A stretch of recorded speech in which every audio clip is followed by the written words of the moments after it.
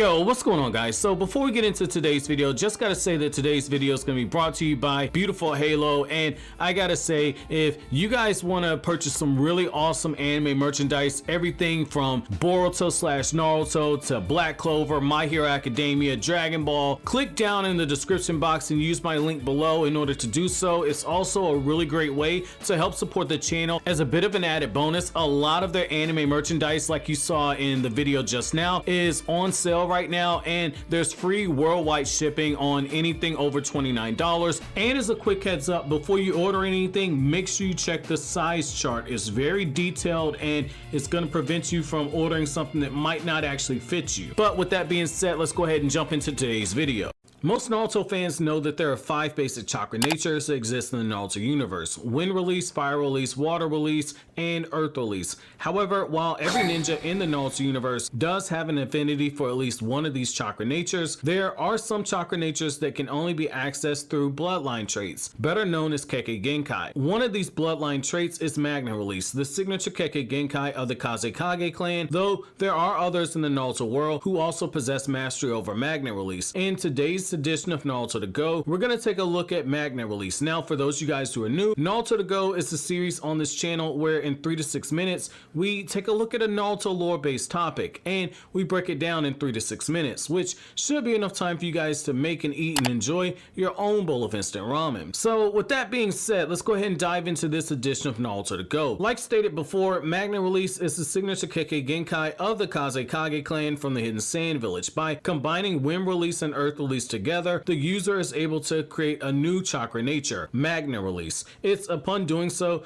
that the user is able to use their chakra to generate a magnetic force field that they can then place onto other substances. A common misconception when it comes to Magna Release is that this Kekkei Genkai can only be used to create the iron sand that the third Kage and now Shinki are best known for. That is simply not the case. It's the furthest thing from the truth. Magna Release is merely the foundation of whatever jutsu that the user creates. In the case of Gaara's father, the 4th Kage, he used Magna Release to create the Gold Dust Jutsu, which was specifically created to counter the power of the one-tailed beast Shikaku. Gold Dust produces sand that weighs several times that of normal sand that is generated by Shikaku, as well as Shikaku's Jinchuriki. His son Gaara, during the events of the Gaara epilogue novel, was stated to have inherited Magna Release as well, but the way that Gaara uses his Kekkei Genkai is going to be a lot different than his father and that of the 3rd Kage. Gaara simply creates a dense formation of metallic sand and he simultaneously mixes it into his normal sand jutsu. By doing so, Gaara's attacks hit home a lot harder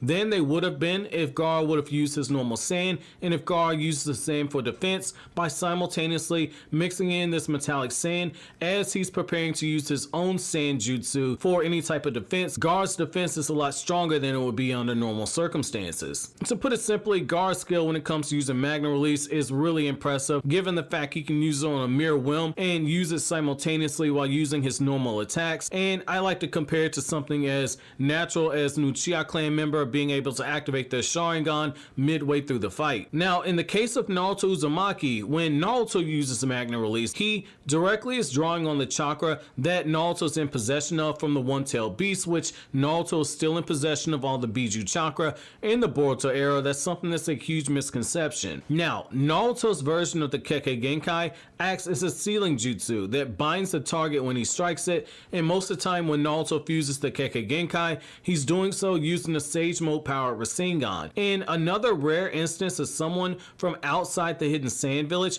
having this Kekkei Genkai, we also have a ninja from the Cloud Village who has mastery over Magna Release. However, his usage is a lot more similar to Naruto's. Now, this ninja chooses to magnetize Shuriken and he magnetizes other weapons as well. Once the target has been struck with any type of a weapon that he's created, their body is turned into one giant magnet, which pretty much makes it a homing beacon for any type of weapons that are thrown at them. The only known downfall to this jutsu is that every time the magnetism is transferred to another object or person, the effects of the jutsu are going to be weakened. Most famously, you guys have the Iron Sand, which the 3rd Kage and Shinki employ when it comes in battle. Originally, the 3rd Kage used Magna Release release to create the Iron Sand out of inspiration from watching Shikaku. Think of it in a very similar way to what Minato did when he created the Rasengan after seeing a Bijudama. Both Shinki and the third Kazekage use Iron Sand to create various weapons to use in battle. However, in the case of Shinki, depending on the massive chakra that's used to create certain weapons, like say his giant fist that he uses when he's fighting against Boruto in the Chunin exams, Shinki has to combine lightning release with his magnetic field in order to successfully control these large objects. Well guys, that's gonna be it for this edition of Naruto to Go. Hopefully I finished before you guys can make it and eat and enjoy your own bowl of instant ramen. Let me know what topic you guys want me to cover in the future. But as always guys, if you like anything I had to say, don't forget to comment, rate, subscribe, and share. Thank you so much for watching all the way to the end. Have an awesome day guys.